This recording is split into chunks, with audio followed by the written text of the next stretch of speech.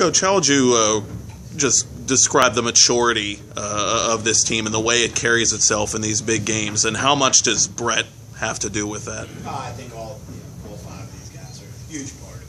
It starts with a quarterback, but we got receivers and running backs making plays. But being there in the last couple of years and playing in a lot of games, I think we added up since '09.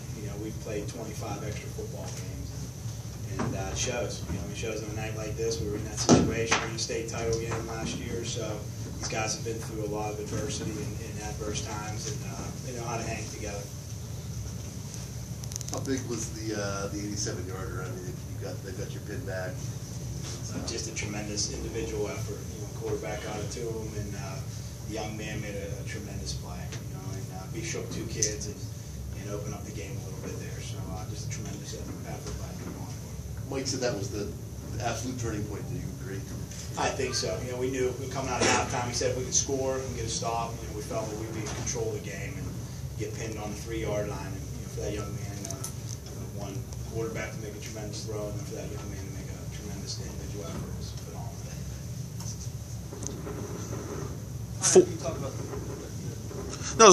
For as much as I'm sure Brett gets talked about, does maybe the running game not get talked about enough, and did you kind of vindicate that tonight? Our MO is we throw the football. It's been our MO since we've had the run ball family, and but the run game always gets overlooked. Davis had his 1,500-yard Hunter back, and same with Grant Fetchett last year. Now Hunter Hayes kind of picks up. So they all get lost in the shuffle, but our offensive line is tremendous, and you have to have a running back. You can't just key on our passing game because we can also run the football. Yeah, Hunter, how important was it to rip off that long touchdown run at the start of the game? It was just awesome. The line opened a huge hole for me to cut back in, and I just saw it and just ran right through it and made a few guys miss and ran in. You woke up their defense a little bit? Yeah, I think so. Brett, what were you seeing out there from their defense? What were they doing? There were a couple different coverages, a lot of quarters, and they blitz some people, blitz some safeties, but we knew that our line was going to protect just like they always do every game. I just had to find one of my men, find one of them. If not, they're going to make plays for me. So just make sure I stand in there long enough to find one of my receivers. Which was harder, and for that matter, which is sweeter, Championship 1 or Championship 2 of the back-to-back? They're both sweet, and each one's different, just different. Last year we had a special group. This year we have a different special group, but they're both equally amazing. JJ in defense held a team that scores 50 points a game to essentially 21 thereabouts. Just talk about what you guys saw and your ability to shut down the run game. Yeah, well, we prepared very well. We knew what was coming.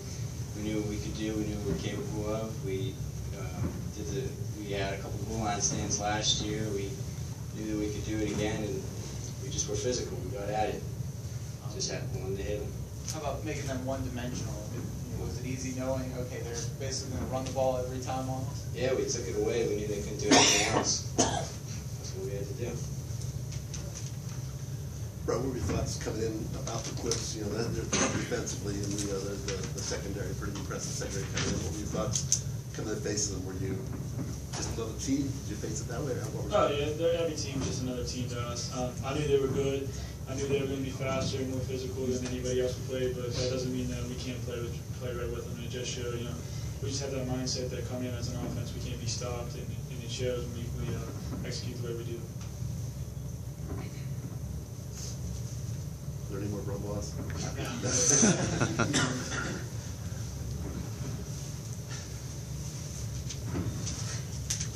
Anyone else? Joe, playing without Anthony on the offensive line, you have to be pleased with how the kids stepped in and really paved the way for your offense to have that type of performance. Yeah, our offensive line coach does a great job. 5 underclassmen going out there against essentially 5 seniors that all played last year. So he was sweating all week. I don't think he slept much. And I get texts around 3 o'clock in the morning, but they were well prepared. Coach and offensive staff did a great job with all their blitzes. And they got us last year in about 3 drives. We really focused on those 3 drives where they got pressure on us, and we saw a lot of that tonight. And they did a good job of preparing those guys. But Anthony's a huge loss, a tremendous football player, but these guys in the pregame, we talked about it, stepping up, playing for him. And you know, I know it was tough on him. It was tough on these guys to see a kid that essentially they grew up together, winning football games and not having him. But they did a nice job, guys stepping up in his absence. Talk about what the Brumbaws have meant to your program over the years. Just tremendous family, and essentially, we were able to do things that not a lot of teams were able to do. Fortunately, supporting administration and Booster Club, get out to colleges and get professionally developed and learning the game of football, essentially the passing game. And we've done a good job of kids knowing what we do, and it's just different than many other teams. And it's not just running football. And with their arms, they've been able to give us an opportunity to do different things. You think about the post-Brumbaugh era? Yeah, not yet. We're focused on Corn City and going to Clarion potentially next week, and we'll worry about that hopefully December 14th.